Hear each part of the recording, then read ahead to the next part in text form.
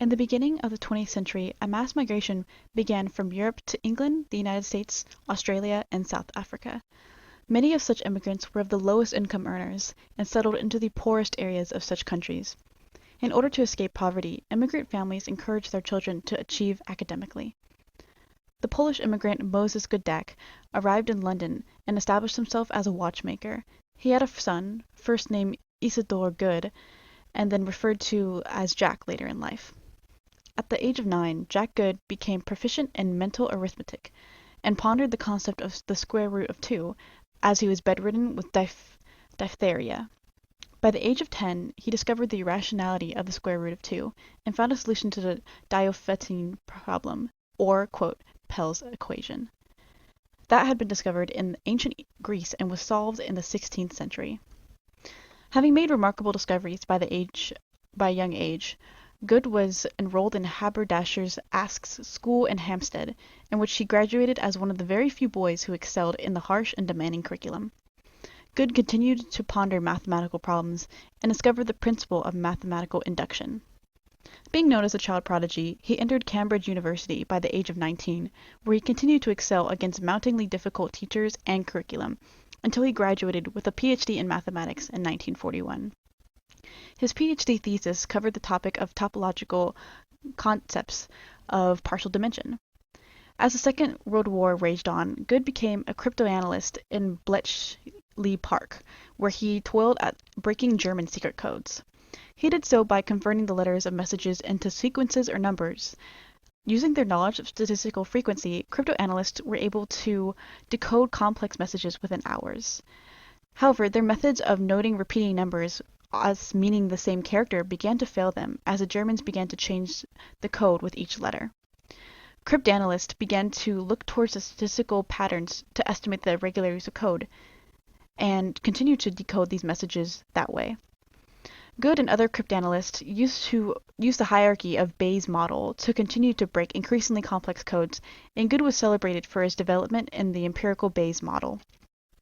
After his time serving the war effort, Good became deeply interested in the theories of mathematical statistics. He returned to British intelligence, where he assisted in adopting computers to aid cryptanalysts.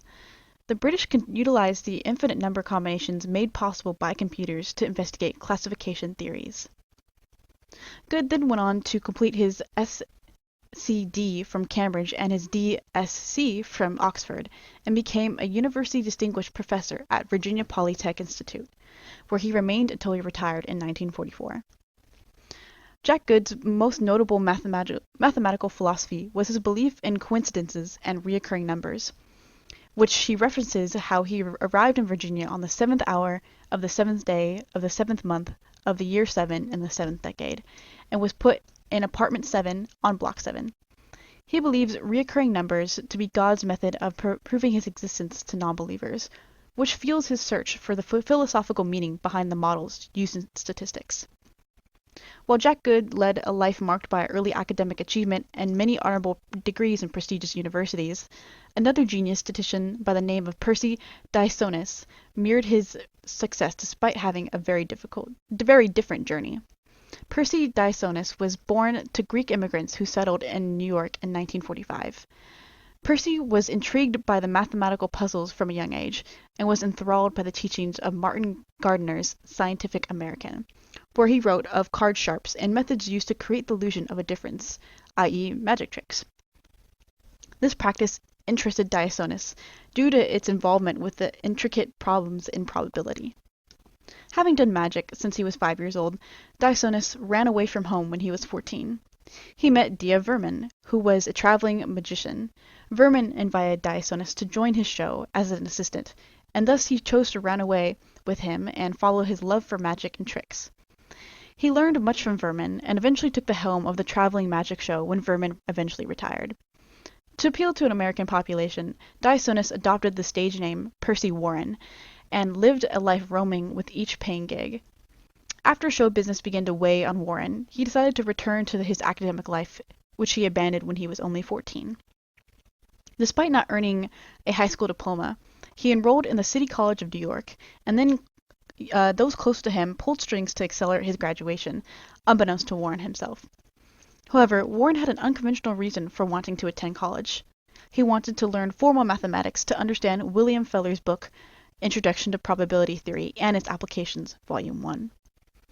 Once he graduated CCNY in 1971, at the age of only 26, he conceded to applying to Harvard's statistics department, despite originally aiming for the mathematical graduate studies. Unexpectedly, Warren remained interested in statistics and obtained his PhD in mathematical statistics in 1974, which eventually carried him to the position as professor at Harvard University. As mentioned in Jack Good's stories, the emergence of the electronic computer completely reshaped statistical analysis, allowing for faster and extremely lengthy analyses, assisting with difficulties such as the 24 by 24 matrix. While the computer had mostly been used for complicated analyses of variances that involved treatments and cross-indexing, Warren and other statisticians looked for more ways to utilize the computer for mathematical statistics. One way of utilizing computers was the projection pursuit, which involves the assembling of data sets in huge dimensions. For example, let's say a group of patients who are diagnosed at risk for heart disease are observed every 6 months, in which blood is drawn and searched for heart disease-related enzymes. The data accumulated from such symptoms and signs from about 20,000 patients in this study results in about 20,000 data points in a 5,000-dimensional space. In the 1950s, the theorems dubbed the curse of dimensionality suggested that as the dimension increases, it becomes difficult to get an accurate estimate of its parameters. However, the group of statisticians and Warren that I mentioned earlier realized that such data does not scatter nonsensically in a 5,000-dimensional space, but it clusters into lower dimensions which lie on a single plane. This observation led the Stanford group to develop computer-intensive techniques for revealing such lower dimensions, used as a technique of projection pursuit, as I mentioned previously. The field of informational science had begun to emerge in higher education, with informational scientists having engineering traits and practicing mathematical statistics, which caused the development of computer science to progress hand in hand with statistics, a topic that will be discussed in Chapter 22.